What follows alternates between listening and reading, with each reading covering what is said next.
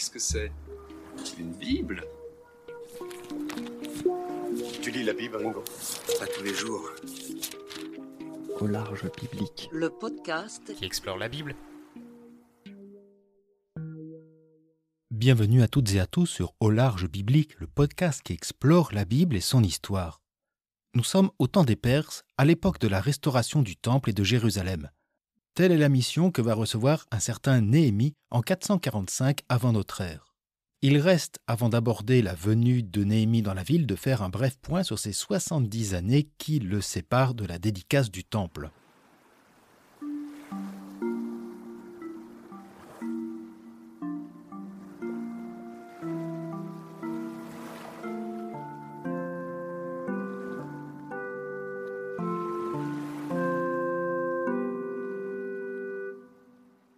Le but de cet épisode n'étant pas de rendre compte de l'histoire perse, je serai bref et donc sans doute imprécis ou caricatural. Entre la venue de Zorobabel et celle de Néhémie, 3 rois perses se succèdent. Le premier est Darius, que j'ai évoqué la dernière fois.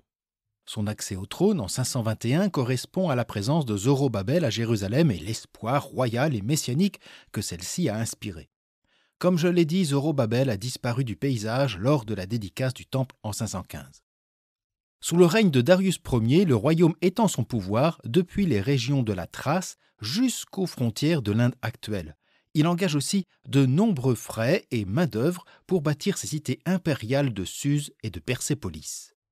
Le théâtre majeur de ces opérations militaires aura lieu en Grèce. Après avoir maté les révoltes des cités d'Asie mineure, entre 499 et 494, Darius décide d'envahir la Grèce en 492.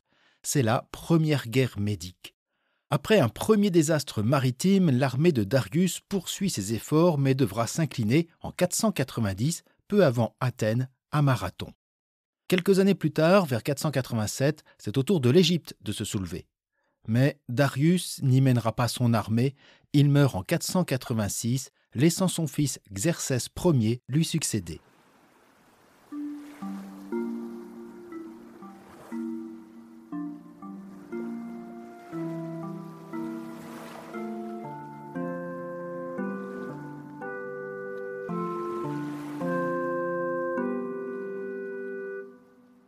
Le règne de Xerxès Ier n'est pas des plus tranquilles. En héritant du pouvoir, il hérite aussi d'une situation difficile. Il doit d'abord mettre fin à la rébellion égyptienne entre 486 et 485.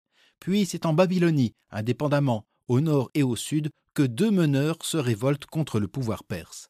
Là aussi, Xerxès réduira à néant ces 2 insurgés, Bel-Simami et Samas-Eriba, ainsi que les familles et notables qui les ont soutenus.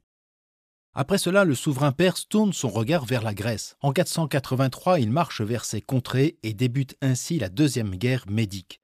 L'armée de Xerxès parviendra jusqu'au Thermopyles, lieu d'une fameuse bataille, avant d'entrer dans Athènes. Mais la disparition de sa flotte en 479 et des révoltes en Babylonie l'obligent à rebrousser chemin.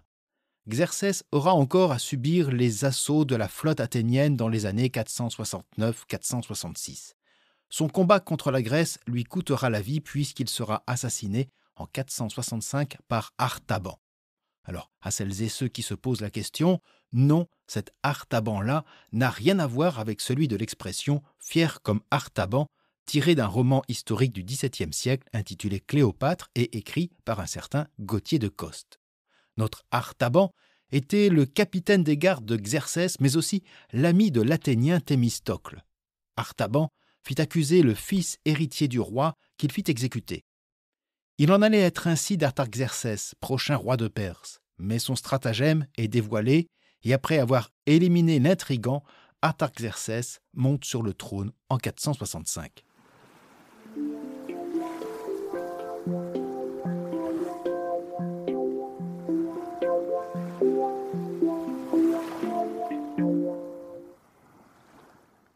C'est sous le règne d'Artaxerxès Ier que s'effectuera la mission de Néhémie en 445.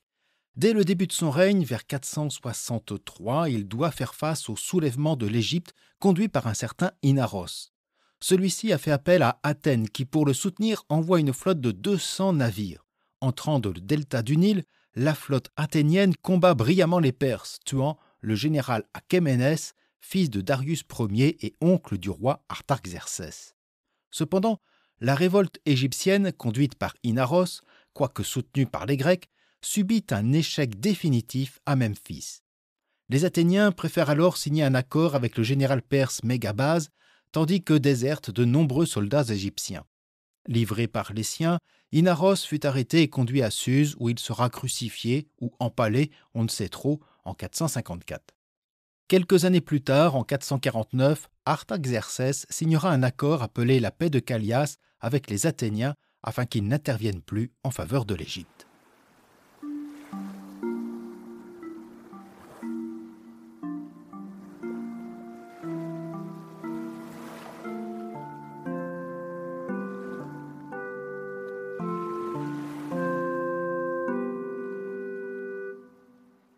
Le livre d'Esdras et Néhémie ne fait nulle mention de ces 70 années entre l'inauguration du temple et l'avènement d'Artaxerxès. Ce n'est pas son propos. Le rédacteur a déjà très peu fait mention de Sheshbassar et de Zorobabel pour se concentrer sur ces deux héros, Esdras et Néhémie, si bien que nous ne savons que peu de choses sur Jérusalem et la Judée durant la période précédant la venue de Néhémie. Les différents événements de l'histoire que j'ai rapidement abordés montrent des régions très instables. L'Égypte se soulève sans succès par 2 fois, entre 487 et 485, puis entre 463 et 454. De même, les rébellions babyloniennes perturbent cette région de Mésopotamie entre 484 et 479. Il faut nous rappeler que la très grande majorité des exilés juifs vivaient autour et à Babylone, ce qui a pu inciter nombre de familles d'anciens exilés judéens à rejoindre Jérusalem. Mais revenons à cette année 445, ou peu avant, à Suse, l'une des cités royales.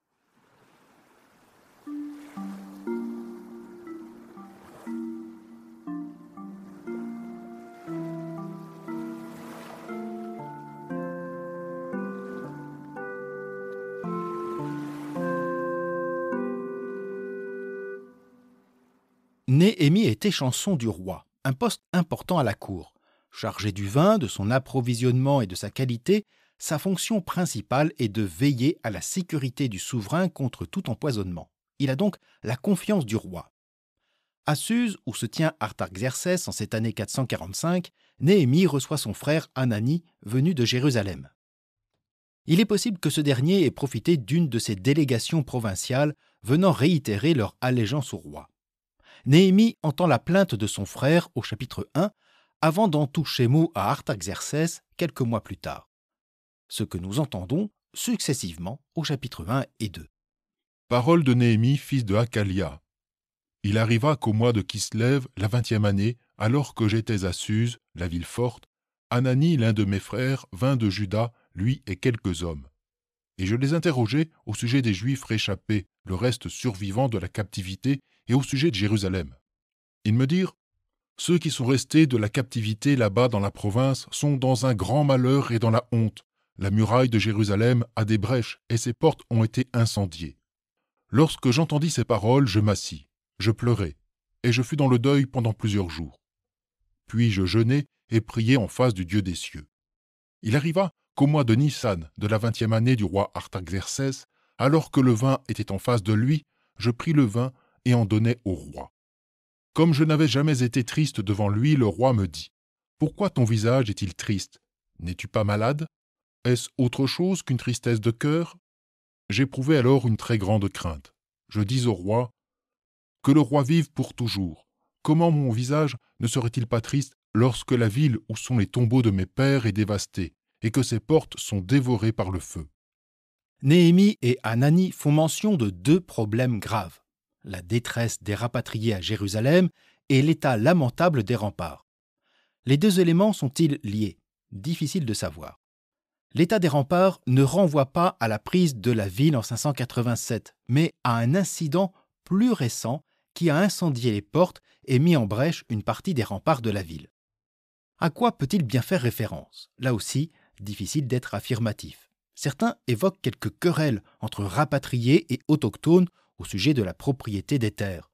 Mais le contexte historique invite aussi à une autre hypothèse.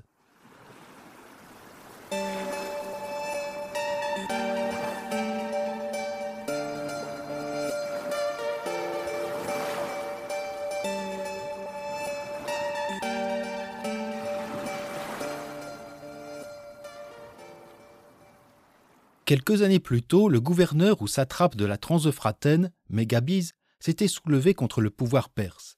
Révolte passagère, car l'intervention diplomatique de la reine Amestris y mettra fin. La destruction d'une partie des remparts et l'humiliation des rapatriés pourraient provenir des conséquences de cette révolte. Cela reste une hypothèse car le rédacteur n'en fait pas mention.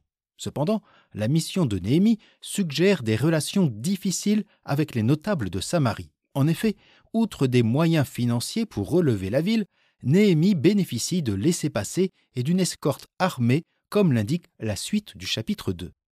Je dis encore au roi, si cela semble bon au roi, qu'on me donne des lettres pour les gouverneurs de Transeuphrataine, afin qu'ils me laissent passer jusqu'à ce que je sois arrivé en Juda.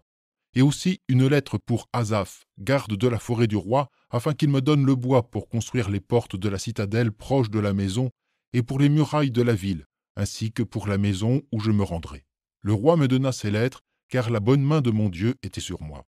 Je me rendis auprès des gouverneurs de Transeuphrataine et je leur donnai des lettres du roi. Le roi avait envoyé avec moi des officiers de l'armée et des cavaliers. Sanballat, le Horonite, et Tovia, le serviteur ammonite, l'apprirent et furent très mécontents de savoir qu'un homme venait se soucier de ce qui était bon pour les fils d'Israël. En cette période, Artaxerxès a tout intérêt à souscrire à la demande de Néhémie. Artaxerxès, en finançant la mission de son homme de confiance et en lui donnant le titre de gouverneur sur le pays de Juda, a désormais un allié sûr dans la région. Dès l'arrivée de Néhémie, les travaux de restauration de la ville vont pouvoir commencer. Mais l'opposition va demeurer.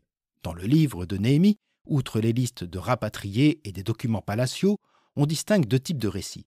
L'un possède un style très autobiographique, ce sont les mémoires de Néhémie, en gros les chapitres 1 à 7 et le chapitre 13. La section, des chapitres 8 à 12, centrée sur la loi et la grande dédicace des murs de Jérusalem, est écrite dans un style indirect et semble ainsi avoir été introduite postérieurement au sein des mémoires de Néhémie. Ce sont ces dernières qui vont nous intéresser.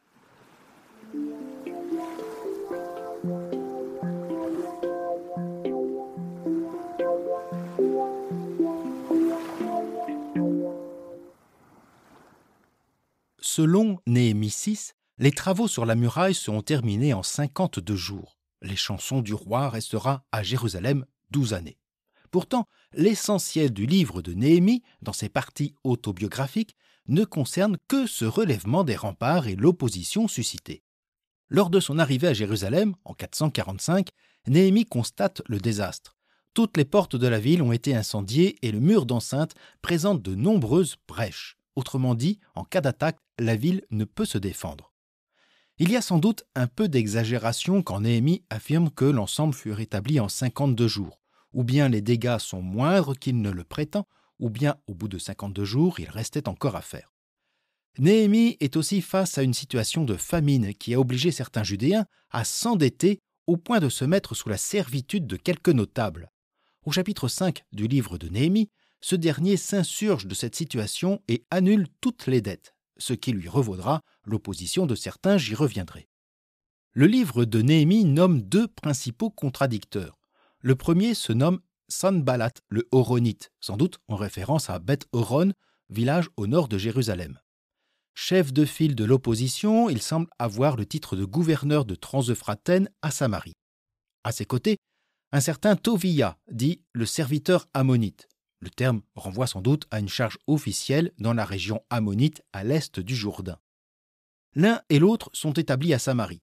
Il ne s'agit pas d'étrangers ou de païens. Certes, Sanballat est un nom babylonien, mais comme le fut celui des Juifs Zorobabel et Sheshbassar. L'archéologie a permis de retrouver des sceaux portant son nom et accompagnés d'inscriptions yavistes. À l'inverse, le nom même de Tovia est un nom yaviste signifiant Yahvé est bon. Nous sommes en présence de deux Judéens du pays et probablement adorant le même Dieu que Néhémie, Yahvé. D'ailleurs, jamais Néhémie ne fait de cette confrontation une affaire religieuse anti-yaviste. Même lorsqu'il fera mention d'un certain Geshem l'arabe, issu d'une tribu nomade installée depuis peu dans le sud du pays. Quel est donc l'objet de cette opposition ?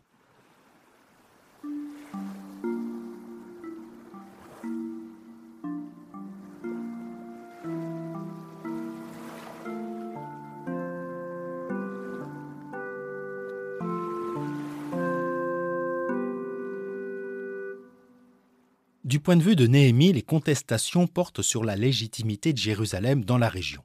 La crainte est de voir surgir à nouveau le royaume de Juda contre Samarie et ou contre le pouvoir perse. Cette contestation est présentée à 3 moments. D'abord, au début du chapitre 4, Néhémie aurait eu vent du projet de Sanballat d'envoyer des troupes contre Jérusalem. Les remparts n'en sont qu'à la moitié de leur hauteur et la ville doit alors s'organiser pour continuer les travaux. Une garde armée est mise en place, composée de ses artisans qui s'y relaient. En fait, jamais Sanballat n'enverra de troupes et n'attaquera la ville. L'objectif était davantage de se protéger d'une menace éventuelle et probable au vu des événements passés. Ensuite, au chapitre 6, lorsque les murailles sont réparées, vient la proposition samarienne d'une entrevue entre Sanballat, Tovia, Geshem, appelé aussi Gashmou, et Néhémie, à Képhérim, vers le village de Ono. Par 4 fois, Néhémie refusera de rencontrer les notables de Samarie. L'homme craint un guet-apens pour son assassinat. Dans un 3e temps, Sanballat et Tovia lui envoient alors un courrier. Toujours en ce chapitre 6, cette lettre dit « Parmi les nations, on entend dire, et Gashmou le dit, que toi et les Judéens, vous avez la pensée de vous révolter et que pour cette raison, tu bâtis la muraille pour devenir leur roi, selon ses dires. Tu as même mis en place des prophètes à Jérusalem pour proclamer à ton sujet « Il y a un roi en Juda ». Et maintenant, on va l'apprendre au roi d'après ses dires. Viens donc à présent et tenons conseil ensemble. » Sanballat et Tovia attribuent des prétentions royales à Néhémie et craignent la révolte de la Judée contre le pouvoir perse. Avec la mention de prophète, la lettre suggère une propagande religieuse encourageant l'adhésion du peuple. C'est bien la rumeur que nos opposants souhaitent colporter au roi Artaxerxès. Tout cela est-il fondé? Les relations de fidélité passées et futures entre Néhémie et Artaxerxès rendent difficile de penser que Néhémie ait voulu devenir roi. Lui-même récuse l'accusation. Un peu plus tard, à Jérusalem, Néhémie déjouera le stratagème d'un notable corrompu. Ainsi, la contestation touche aussi Jérusalem, où il existe un parti proche de Sanballat et issu des notables du pays, probablement peu favorable à l'influence grandissante des familles judéo-babyloniennes et surtout des mesures de Néhémie sur leur fortune. La fin du chapitre 6 fait état de ces liens entre Sanballat et des notables de Juda jusque dans les familles sacerdotales du temple.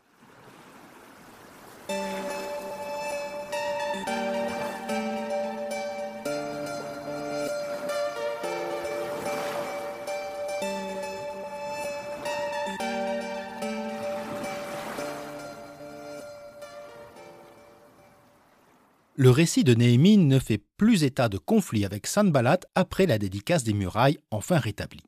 Le témoignage de Néhémie a-t-il servi à l'époque de plaidoirie destinée à la cour d'Artaxerxès pour sa défense? C'est possible.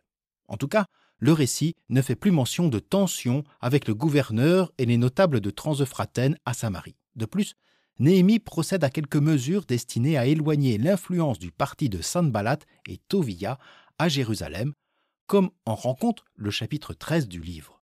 L'ensemble de ces faits se situerait après un séjour de Néhémie auprès du roi en 332, dont nous ignorons les raisons.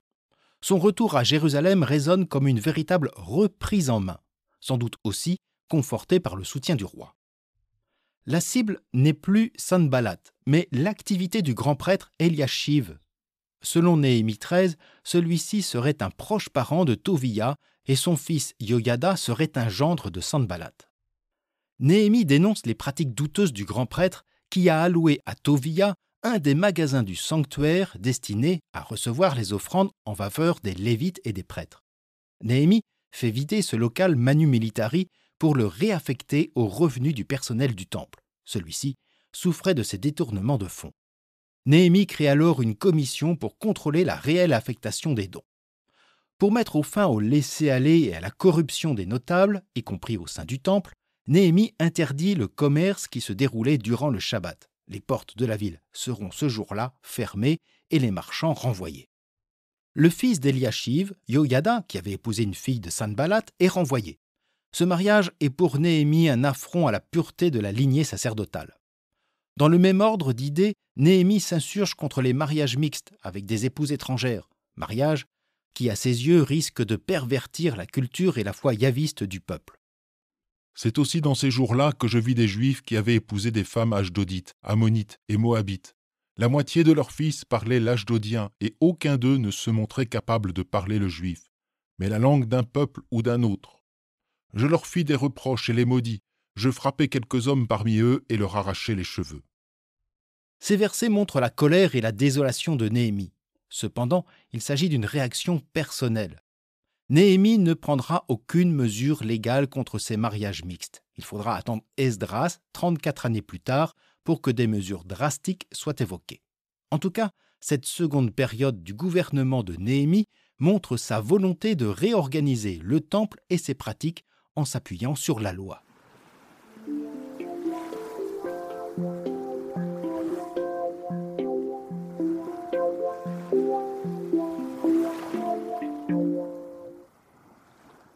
La mission de Néhémie montre la présence et l'influence grandissante des rapatriés en Juda et à Jérusalem. Néhémie, dans un premier temps, en 445, doit redresser les remparts de la ville.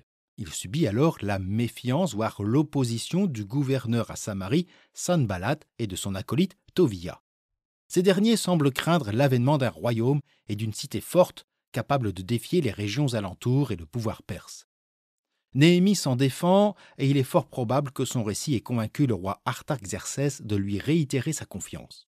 Sanballat disparaît de la scène avec les conflits. Dans un deuxième temps, Néhémie doit faire face à la compromission et aussi la corruption qui atteint les notables de Jérusalem jusqu'au grand prêtre Eliashiv, au détriment de la population et du personnel lévite du temple appauvri. Néhémie met en œuvre une surveillance des biens circulant dans la ville et dans le temple. Il y a certes un aspect politique dans cette seconde partie de la mission de Néhémie. Il reprend les choses en main pour éviter toute ingérence des notables de la ville ou de Samarie. Mais il y a aussi un aspect religieux. Pour Néhémie, la restauration du temple exige un sacerdoce saint, mais aussi une ville et une population sainte, fidèle à l'unique foi d'Israël. Les mariages mixtes représentent pour Néhémie un véritable danger. Le scribe Esdras sera encore plus vindicatif sur ce point, comme nous le verrons la prochaine fois. Merci d'avoir été à l'écoute de cet épisode, que vous pouvez toujours partager sur les réseaux sociaux ou par le bouche à oreille, et je vous donne donc rendez-vous la semaine prochaine, en vous souhaitant une bonne soirée, une agréable journée. À bientôt.